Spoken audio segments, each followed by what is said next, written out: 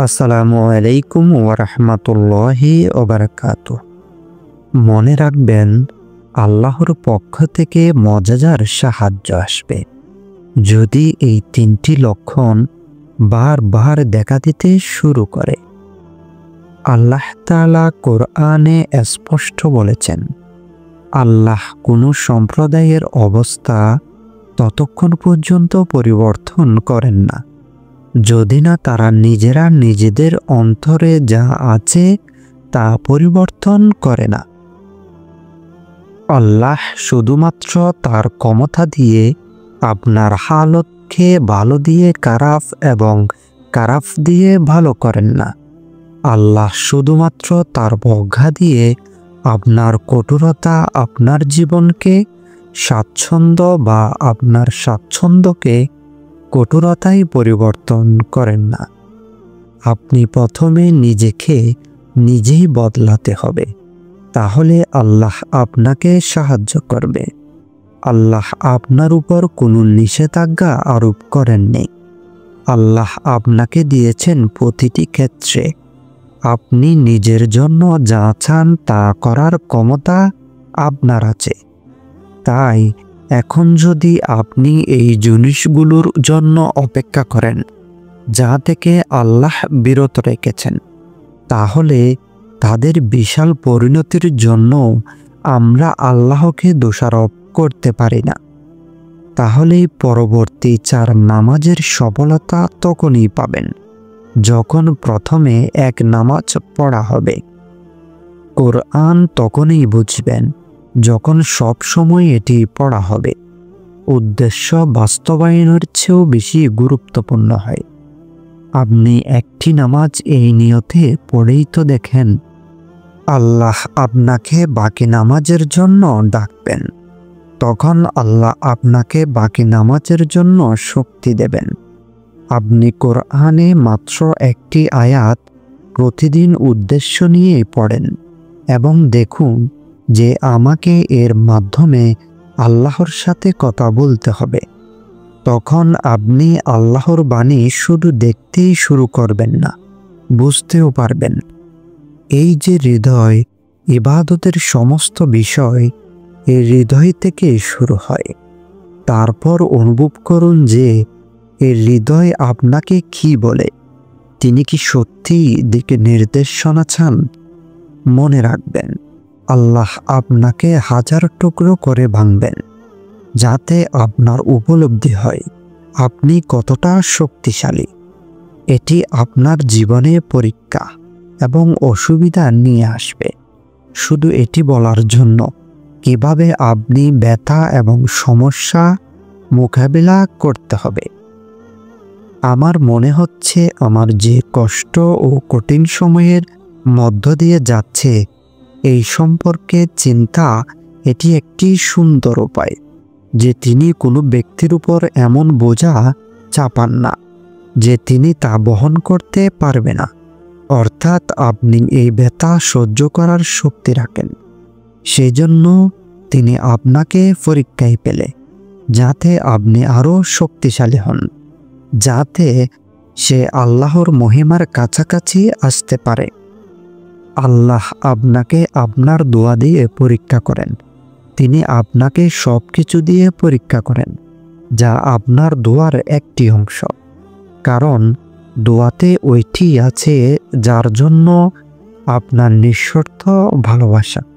আপনি ভাবছেন যখন দোয়া মজাদার জন্য বানানো হয়েছে, তখন আল্লাহ আপনার জন্য পরীক্ষা কেন তৈরি করেন?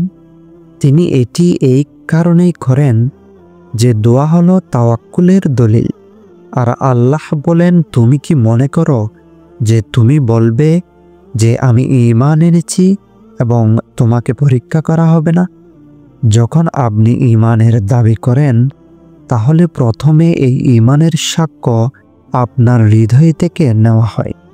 তাই আপনার থেকে সমস্ত ভয় দূর করে দেওয়া হয়, যা ছাড়া আপনার হৃদয় স্পন্দন কল্পনাও করতে পারে না। আল্লাহ আপনার শ্বাস প্রশ্বাসের কারণ কেড়ে নেন এবং দেখেন যে কতটুকু তাওয়াক্কুল আছে আপনার। আপনি এইটির উপর ঈমান রেখে আপনি শ্বাস নিচ্ছেন, আর যখন আপনি এটা তার সন্তুষ্টির জন্য করবেন, তখন সেটাও সে আপনার সন্তুষ্টির জন্য প্রতিটি সীমা অতিক্রম করবে। আল্লাহ ওই দোয়াকে কখনো ভুলেন না যা আপনি ওনাকে রাজি করার জন্য উৎসর্গ করেছেন। আল্লাহর জন্য যা হারাই তা কখনো কমে না, এটা অবশ্যই ঘুরে ফিরে আসে আপনার অপূর্ণ দোয়া কবুল হয়ে। আল্লাহর কাছে আপনার কষ্ট আপনার দোয়ার প্রতিদান হয়ে এটি ফিরে আসে। আর জানেন ওই কোন তিনটি বিশেষ নিশানি যেটি আল্লাহর সাহায্য আসার আগেই প্রকাশ পায়? তাহলে শুনুন। যতবার আপনার হৃদয়ে বিশ্বাস যে সব কিছুরই আসবে, আশা আপনার হৃদয়ে প্রতিবারই আসবে, এবং তারপর আপনার দোয়ায় চাওয়া এই কথার দলিল যে আল্লাহ শীঘ্রই আপনাকে সাহায্য করবেন। বিপদের মুখে একমাত্র আল্লাহই আমাদের ধরে রাখতে পারেন, সমর্থন দিয়ে তুলতে পারেন।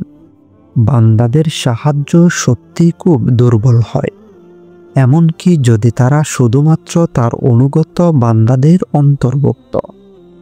যখন আপনি সেইখানে পড়ে যান, তখন ওই পথের প্রতিটি পদক্ষেপ তিনি আপনার অবস্থা জানেন। তিনি আল ওয়াদুদ, আপনাকে সান্ত্বনা দেয়। উনি আর রহিম, আপনাকে পাপের এই জলবদ্ধতায় অনেক ভেতরে ডুবে যাওয়া থেকে বাঁচায়। উনি আল গফুর, আপনার গুনাহের বোঝাকে সরিয়ে দেয় এবং আপনাকে সৎভাবে চলতে শেখায়। যে যখন আপনার হৃদয় ডুবে যাচ্ছে, যখন আপনি তাকে হারানোর ভয় পান, উনি আল মুমিন, আপনাকে এই ভয় থেকে রক্ষা করে। উনি আল আজিজ, তিনি প্রিয় বান্দার দোষ ত্রুটি গোপন করেন এবং বান্দাদের মধ্য থেকে সম্মানিত করেন। উনি আল মালেক, তিনি বাদশাদেরও বাদশাহ, কিন্তু এত নরম হৃদয়, এত প্রেমময়, এত যত্নশীল, নিজেকে অবহেলার জন্য দোষী। আমরা পাপী, পাপীদেরও এত কাছে। তার মতো আর কেউ আছে? কারো কি তার মতো একই নাম, তার মতো একই বৈশিষ্ট্য আছে কি? আমরা কি এর বাইরে অন্য কারো কাছ থেকে কিছু পেয়েছি? কিছু সাহায্য, কিছু সমর্থন? তারপর আমরা সাদাসিধা মানুষের কাছ থেকে প্রত্যাশাই থাকি কেন? কথা এটা হলো যে আমরা এর গুরুত্ব স্বীকার করি না। কেউ আছে বা নাই, কিন্তু আপনার রব তো আছেন।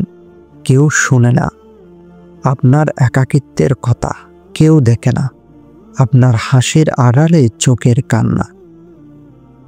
সে কি আপনার না? আপনি বলুন, এটি কি আপনার জন্য যথেষ্ট না যে আল্লাহ আপনাকে ভালোবাসে?